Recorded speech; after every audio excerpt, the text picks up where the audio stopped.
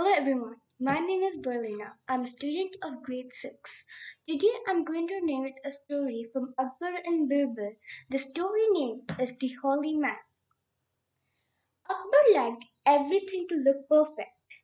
The palace, gardens, the public halls should always be neat and clean so they could make a good impression on visitors, he said. One day, as he was walking around the palace, inspecting his land with pride, he saw a man taking a nap right in the middle of the garden under the shade of a tree. His ragged clothes were saffron, the color worn by holy Hindu men.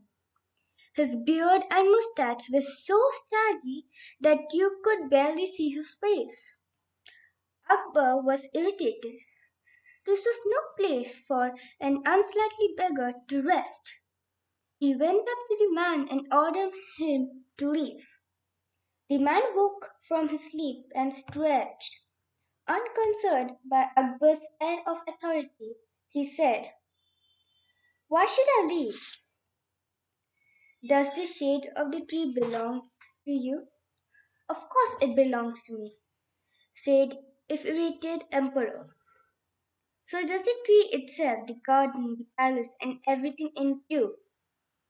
"How about the river? Is that yours too?" "Yes, the river and all other rivers in the kingdom belong to me. In fact, the whole India belongs to me because I'm the emperor."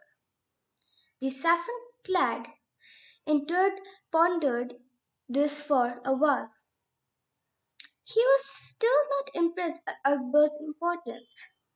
"And before you were born, who did all these things belong to?" "My father, of course, and before him." Akbar began to understand what the man was getting at. He dropped his arrogant attitude and sat down on the grass next to the holy man. "The kingdom belonged to my grandfather before my father." The holy man gestured at the palace and its surrounding.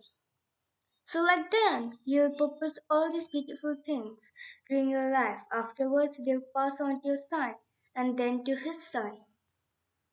"That is true," agreed the emperor. Now deep in thought, "the possessions are mine only temporarily. I own them only a while I am on earth. Then they pass on to someone else." "Exactly," said the holy man with a wise smile. "All material things are temporary. No one really owns the shade of a tree or a rest house." Abba, who was quite fond of musing about the meaning of life, said thoughtfully, "The whole world is like a rest house. We all stay here for a while and then move on." "Is that what you're trying to tell me?" "You are correct, Your Majesty. Being arrogant about one's material position is false pride." Akbar looked up, startled and changed in the holy man's tone. The voice was familiar. "Birbal, I should have known it was you. Always provoking me to think further and deeper, aren't you?" The holy man stood up laughing, peeled off his shaggy false beard.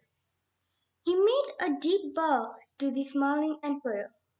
"It was my privilege and duty, king of the world, to remind you of the true meaning of life.